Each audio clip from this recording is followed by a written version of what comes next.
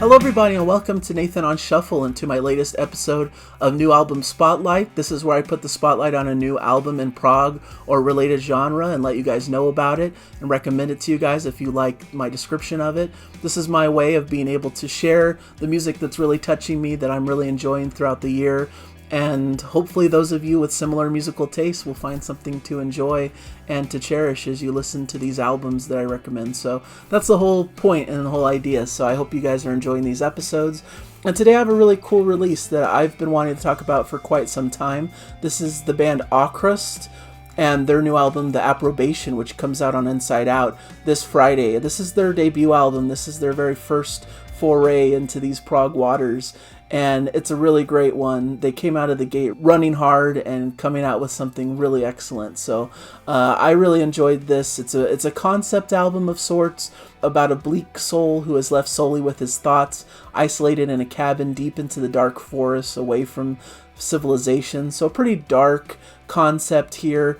And it's interesting because the album was actually recorded out in a cabin far away from civilization. They recorded and wrote a lot of the album out in the woods, and it really has that vibe of just this darkness and this quality to it. And you can even hear in the recording some of those ambient sounds from the cabin, some of the rain falling and other outside noises that you might hear in that experience. So it's a really interesting concept. It provides for a very dark framework for what's to come. But the album itself really gives notes of Opeth and notes of Porcupine Tree in their heavier days. Steven Wilson, of course, and all of his solo works as well are represented here. Maybe even a band like Pineapple Thief. You get a great demonstration of light and shade throughout the album, which is something a lot of those bands are really excellent at as well, where you get these dark, intense, heavier instrumental moments. There's even a couple moments where you get some heavy, intense, like growling vocals throughout the track listing. Very sparse and few and far between. It's actually only in a couple sections in 2 different tracks, so it isn't overwhelming for those of you like me who aren't really as into the heavy metal growling type style. I think it's done really tastefully, and it's just in a few sections, really to accentuate the heaviness and the intensity of the lyrics and the mood of what's happening in the piece. But it really has a great element of lighter moments where you get this kind of acoustic, folky feel, but then heavier crushing riffs and more metallic sections also, which provides a great balance and gives you a great variation between 2 different styles in the progressive genre. They are able to take all these influences and craft something that's uniquely them. You know, there may be drips and drabs and moments where it's really influenced by certain things, and you can hear that throughout the track listing. In fact, there's a section, I believe, in the Approbation, which sounds like it could be from a Porcupine Tree record, you know, Dead Wing, Fear of a Blank Planet era.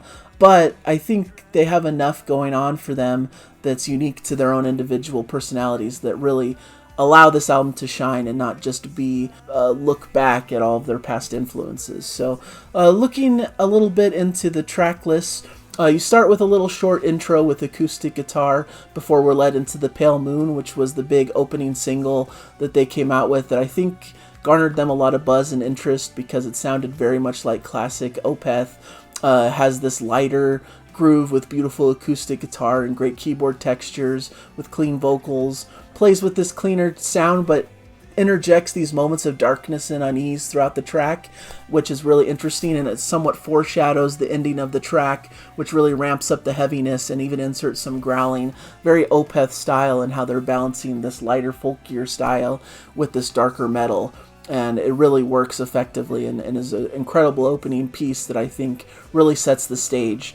Isolation starts more in a heavy, modern Porcupine Tree fashion with heavy riffs and powerful drumming, leading to some great proggy rhythms and proggy keyboards. Starts to lay into a groove with beautiful guitar leads, and then leads into a more atmospheric section. They really allow the music to breathe and for these instrumental sections to just really develop. You know, there's a lot of these more expansive instrumental sections throughout the record, and sometimes vocals don't come in till like the second half of the track, like it is in this case.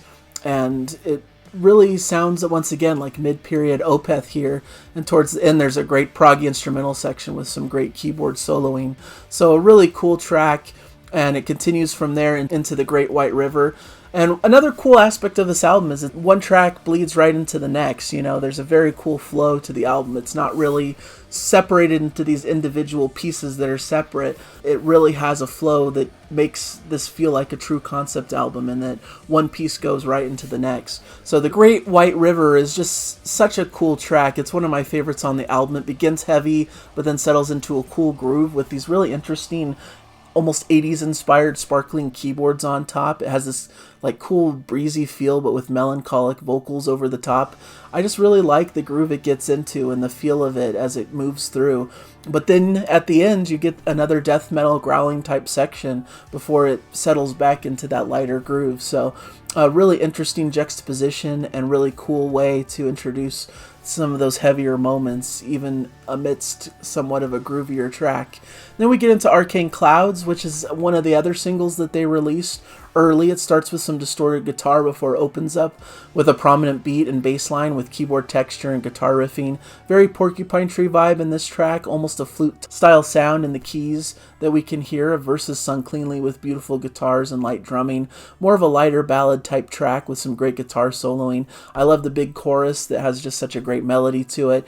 And it ends with a darker instrumental moment led by crunching riffs, similar to something you might hear on like Hand Cannot Erase from Steven Wilson. So a really cool track that leads us into the first of two more epic length tracks in the album. This is Anodyne, which starts with some simulated choir on keyboards, very dark and atmospheric, and you can hear the rain and the outside nature sounds in the cabin atmosphere before we get into a killer organ riff, and we're off to the races with a really killer prog instrumental section. Shades of some of the instrumental moments that once again of Hand Cannot Erase, or some of the proggier Steven Wilson moments. Some great rhythms and riffs fading away to more sounds of rain before the acoustic guitar comes in cleanly and with beautiful clean vocals. This reminds me of Opeth's Damnation and the opening track Window Pane, just a really beautiful acoustic section that brings in that folkier vibe.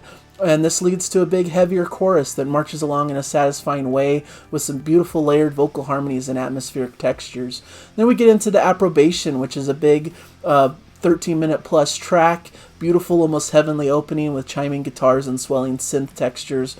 Another beautiful guitar line that is allowed to shine on its own before the weight of the band comes back in, leading to a really dark riff and distorted vocals reminiscent of those more metallic Porcupine Tree moments on Deadwing and Fear of a Blank Planet.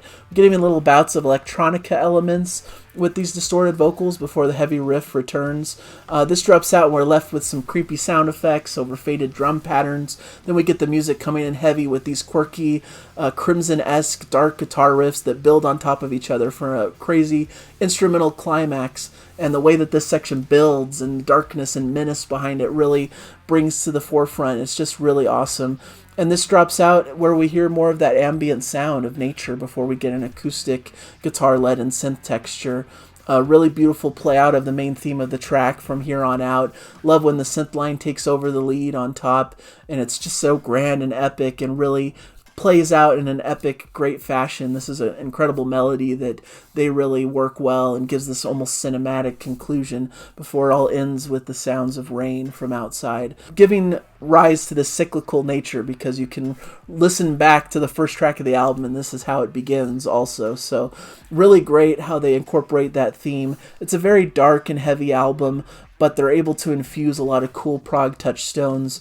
Some great instrumental sections, some dark, brutal, heavy riffing at sections. There's a few light moments. There's a few moments of that growling vocal, but done very tastefully.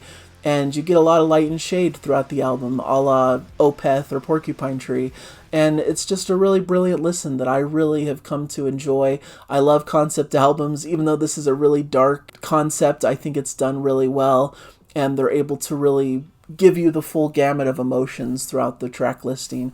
And so this is a really promising young band that I'm really excited to follow, and hope that they follow this up with something equally great and impressive, because they have a lot of potential in the prog space. So really gets my stamp of approval. I really love this one. I think it's definitely one to go run and check out. It's a really cool release, and I'm just excited to continue listening and to hope that they become new cool rising stars in the prog genre. I'm always excited for young prog musicians really making their mark on the genre and showing that it's not a dead genre full of older bands who are on their last legs. No, there's some fascinating, great young bands doing this music and bringing in their own personality and their own vigor and youthfulness to it. So, great album. Hopefully you guys will check it out. It comes out this Friday, as I mentioned, and it should be a really fun listen. So thank you guys for joining me on this episode. Hopefully you enjoyed the review. Let me know in the comments, and I'll hopefully catch you guys in a future episode. Thank you, everybody.